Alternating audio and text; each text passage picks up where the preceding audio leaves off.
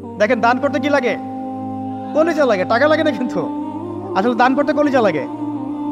অনেক রিক্সাওয়ালাকে দেখেছে আমরা 100 টাকা দান করে দিল, মসজিদের জন্য দান চাচ্ছে, 100 টাকা দান করে দিল। আর অনেক দেখবেন বিত্তশালী ঢাকা শহরে যাচ্ছি বনানী গুলশান দিয়ে দান করতে চলে 2 টাকা দিচ্ছে, 5 টাকা দিচ্ছে। এমন হয় না? দান করতে কলিজা লাগে। আর একটা কথা মনে রাখবেন, আপনি যত দান করবেন আল্লাহ আপনাকে তত বেশি দিবে ইনশাআল্লাহ। ইনশাআল্লাহ আল্লাহ পাকের খাজানা যে এত প্রচুর, আপনি দান করলে কমে যাবে এই চিন্তাই করবেন না কখন। তবে সবচেয়ে সেরা দান কোনটা জানেন? আপনার প্রয়োজন আছে এখন, এই প্রয়োজনের সময় দানটা হচ্ছে সেরা দান। বাংলাদেশে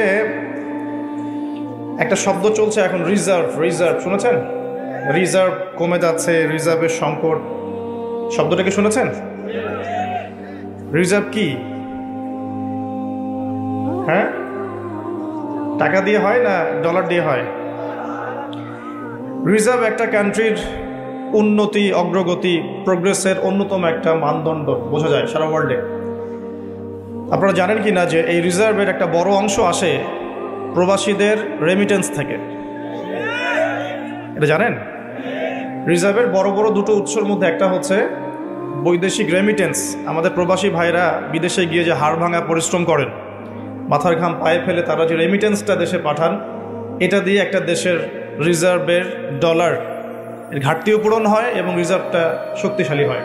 মুহাম্মদ সাল্লাল্লাহু আলাইহি ওয়াসাল্লাম ছেলেরা এখন বলছে আল্লাহ বলতে কেউ নাই। মহাবিশ্ব সৃষ্টি হয়েছে বিগ ব্যাং থেকে, এরপরে আর কিছু না। মুহাম্মদ সাল্লাল্লাহু আলাইহি ওয়াসাল্লাম এখন বলছে যে ইসলাম ওই যুগে চলতো, এই যুগে চলে না।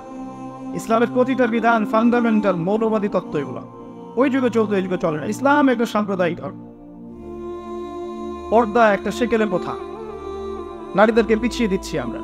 মুহাম্মদ সাল্লাল্লাহু আলাইহি ওয়াসাল্লামের উম্মাহ এখন এই কথা বলছে। হয়তো এই কারণেই আল্লাহ রাব্বুল আলামিন যখন নবী সাল্লাল্লাহু আলাইহি ওয়াসাল্লামকে জিজ্ঞাসা করবেন তোমার উম্মতের এই অবস্থা কেন হয়েছিল, সূরা ফুরকান পড়ে দেখেন, নবীজি বলবেন ইন্না কওমি ইত্তাখাযু হাযাল কুরআনা মাহজুরা।